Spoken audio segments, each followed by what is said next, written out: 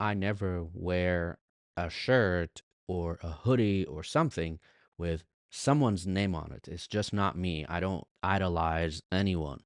But this great man, this amazing human being, Muhammad Ali, I had to do it. I had to buy it. This past weekend, I went to the Muhammad Ali Center in Louisville, Kentucky. I learned so much about this great man. And you may have heard of his name, Muhammad Ali, right? And you may think of him, as a boxer, an amazing boxer, but he was more than that. And I'm going to tell you in this video a little bit about Muhammad Ali, his personality, who he was. And I promise you, if you stick around, you're going to learn some amazing things. If you watch this video, you're going to learn some amazing things about this amazing personality because he was more than a boxer.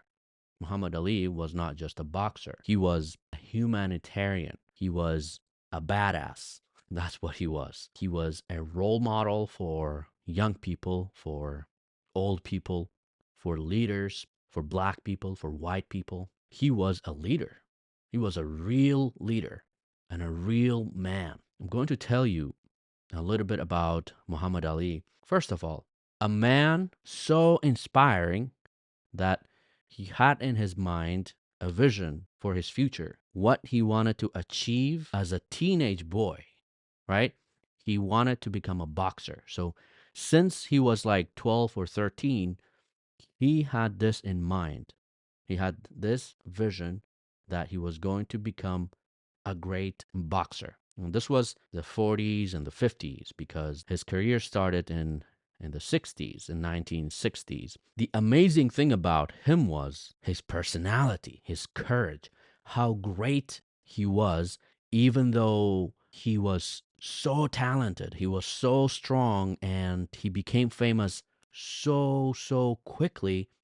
He didn't let the media to buy him out because these days and throughout the past, I don't know, uh when Hollywood or when the media finds out that someone is very talented, someone is has great potential to become a singer or a boxer or a soccer player. Let me explain it simply. These days, everything is about business, everything is about money.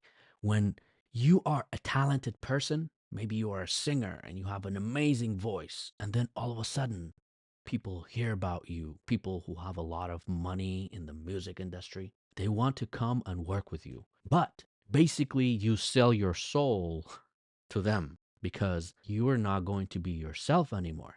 They're going to use you to make more money, to use you to make you produce music that fits their agenda, right? So you're not yourself anymore. You're not creative and inspiring anymore. They tell you, hey, we want you to sing this song. You do it because you have a contract with them. Whatever you do, you have to do it to fit their agenda. You're not going to be yourself anymore, even on social media. You can't just go and post selfie.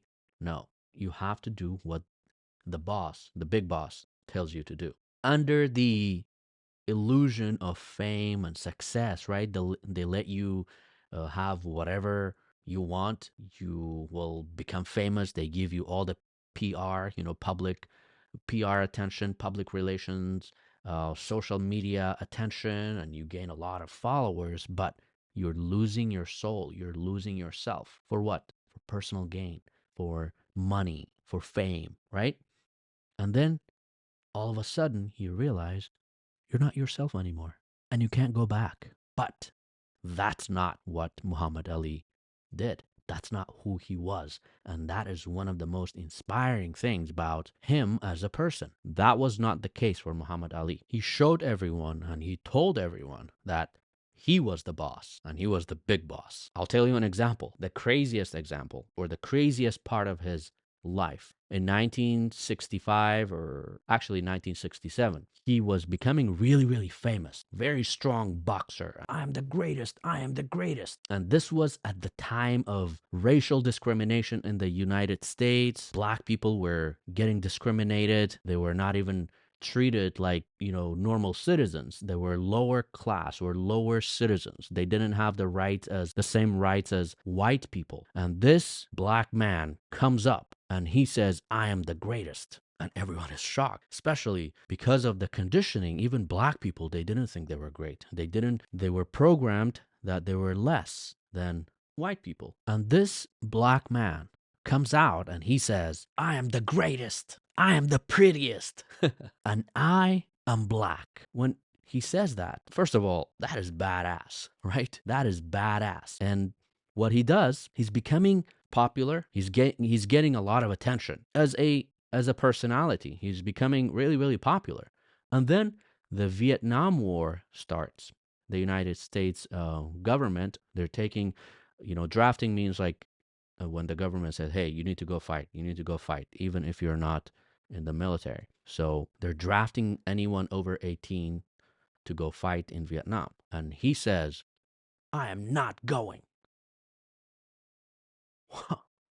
A black man in the 1960s telling the government, I am not going. That was a shocking news for everybody, right? And guess what? Even though his career was boxing, he was gaining a lot of popularity. He was winning games. He was beating everybody. He was taking over the world, the boxing world. He didn't care about what was going to happen to his career. He stood up and said, I'm not going to go kill innocent people in another country. I'm not going. So he put his career on the line. He risked his boxing career for the sake of his rights and rights of other people. He said, I'm not going. And guess what? That cost him his career. They took his boxing license and he couldn't play for 3 years. The government, they took his license. He couldn't play, right? And he didn't care. So for 3 years he was fighting not in the boxing ring, but outside for his rights and for the rights of black people and for equality. And the other crazy thing about him, another shocking thing about him, another big shocker that happened was actually before all of this. I think it was in 1962 or 63 when he was gaining popularity as a boxer, and his name was Cassius Clay. He became Muslim, like a Muslim black man. You know, the religion of Islam was not really popular in the U.S. or in the West, and people didn't think much about Islam. They didn't know anything about Islam, and he just comes out and he says, "I am Muslim, and I am black, and my name is not Cassius Clay anymore. My name is Muhammad Ali." That is that is a strong personality, regardless of what religion you are or you follow. That's not the point. The point is he expressed who he was without the fear of being judged or what the public were going to think, what the government was going to think. He didn't care. He was just himself. And this was in the middle of the country in Kentucky. Anyway, so he comes out, he says, I'm a Muslim and I'm black. And a couple years later, he's like, I'm not going to Vietnam. And then he loses his license until 1970 or 71. And then he comes back to the boxing ring and he destroys all the records. In his career, out of 56 or 55 games, he only lost 5 or 6 games. He beat everybody, even though he was fighting for his rights for 3 years and he was away from boxing and all of that. He called himself the greatest and he became the greatest. He won everything. And then he said one of the most powerful and the most humbling thing. What did he say? He said, because he was so close to God, he loved God and he loved the religion of Islam and how God gave him so much strength. He said, I always called myself the greatest. I always thought I was the greatest. And then he said, I always called myself, I am the greatest. I am the greatest. Until God showed me that I was not the greatest. He got diagnosed with Parkinson's disease, which is, it causes your hands to get weaker and then you are not able. Let me look it up and see what is Parkinson's, idiopathic Parkinson's disease. So basically, Parkinson's disease is a disorder of the central nervous system that affects movement, often including tremor. Like your hands will be like shaking, and it doesn't have treatment, I think. Maybe it can be slowed down, but you cannot treat it. Basically, from the toughest man in the boxing world to somebody who couldn't even talk. He couldn't even walk very well. He would always be like shaking, and I'm pretty sure you've seen videos of him maybe later in his life. He said, I always called myself, I am the greatest, I am the greatest, until God showed me that I was not the greatest. He was the greatest. And that is humbling. That is amazing because that's the kind of person he was. He said, everything I do now, I do to please Allah. I conquered the world, and it didn't bring me true happiness. The only true satisfaction comes from honoring and worshiping God. Being a true Muslim is the most important thing in the world to me. It means more to me than being black or being American. I can't save other people's souls. Only God can do that. But I can try to save mine. That is so true. And he said this in 1991 when he was struggling with Parkinson's and all of that. He said, I won everything.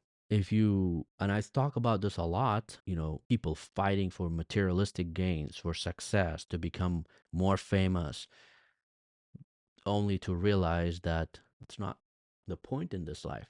He said, I gained everything, I won everything, I did everything, only to realize that did not bring me true happiness. And that's the kind of man he was. Great, but humble.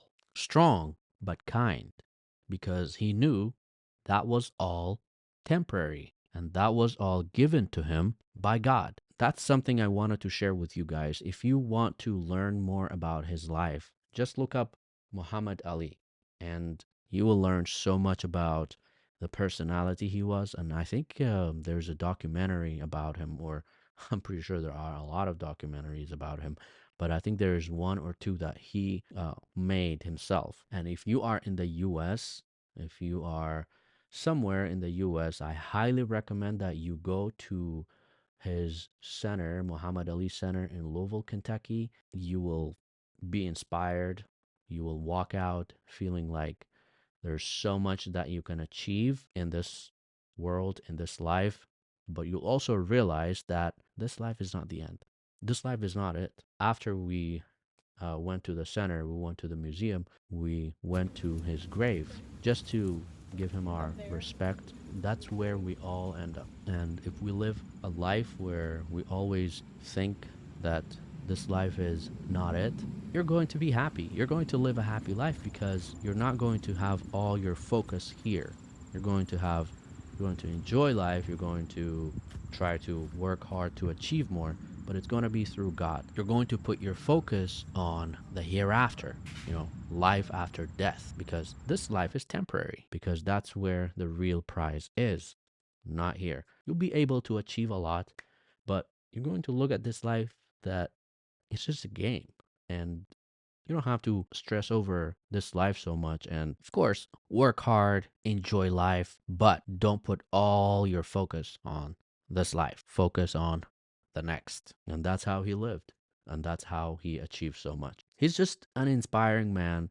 And I wanted to share this experience with you. I will put some videos and photos that I took at the museum that you can enjoy watching. Oh, and also, if you enjoyed watching this video and you want me to make similar videos like this, just let me know in the comments.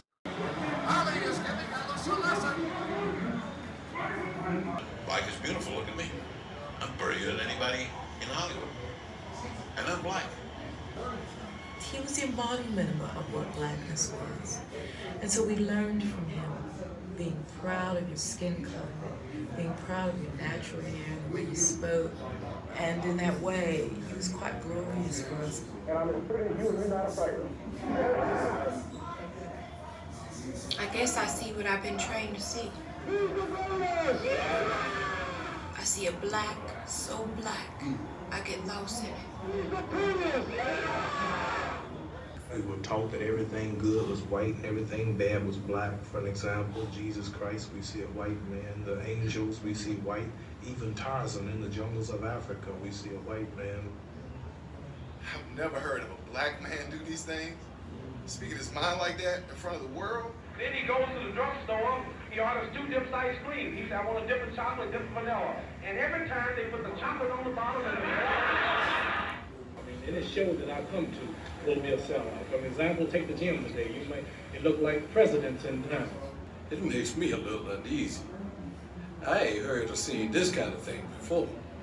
I don't have to be what you want me to be. I'm free to be what I want to be and think what I want to